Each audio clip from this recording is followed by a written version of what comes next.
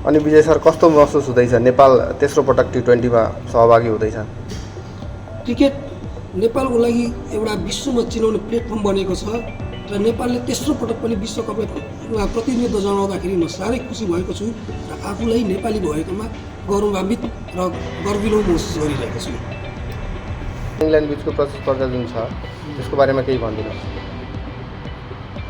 आइसिसीको number 2 ऱ्याङ्किङमा भएको England र number 16 को ऱ्याङ्किङमा रहेको नेपाल बिचको प्रतियात्मक तुलना गर्न त अलिक कठिनै छ, तर पनि यी दुई बिचको प्रतिस्पर्धा एउटा रोमाञ्चक तरिकाले होस् भन्ने म चाहन्छु र नतिजा आफूमा सम्बन्धमा म अहिले केही भन्न सक्दिनँ।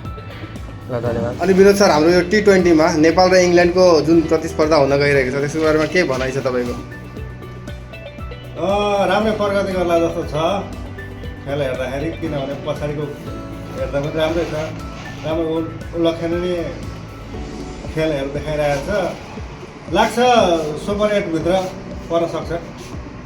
के भन्छ अशोक सर, हाम्रो नेपाल टिमले तेस्रो पटक टी20मा भाग लिँदैछ।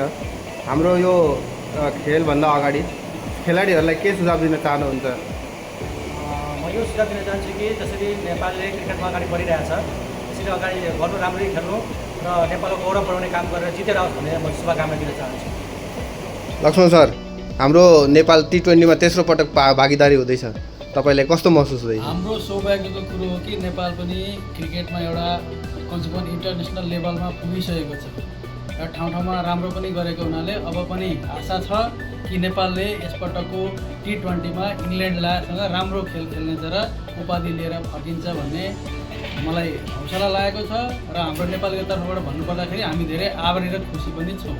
टी20 वर्ल्ड कप हामी नेपालीको लागि ऐतिहासिक क्षण हुनेछ र पूर्ण आशा छ हाम्रो नेपाली खेलाडीहरूले योपालि टी20 वर्ल्ड कपमा राम्रो गर्नेछ।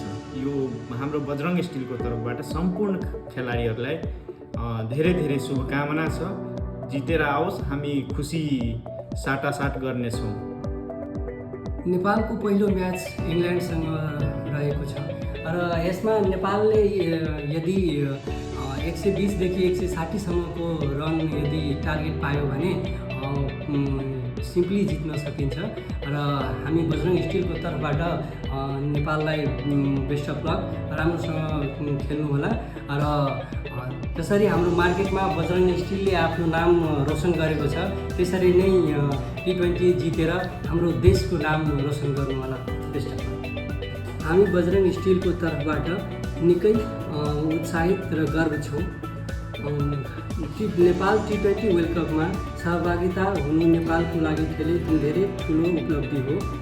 जसरी हाम्रो बजरङ स्टिलमा स्ट्रेन्थ एन्ड क्वालिटीमाथि विश्वास गर्छौँ, त्यसरी नै नेपाल टी20मा राम्रो पर्फर्मेन्स देखाउने हामी विश्वास गर्छौँ।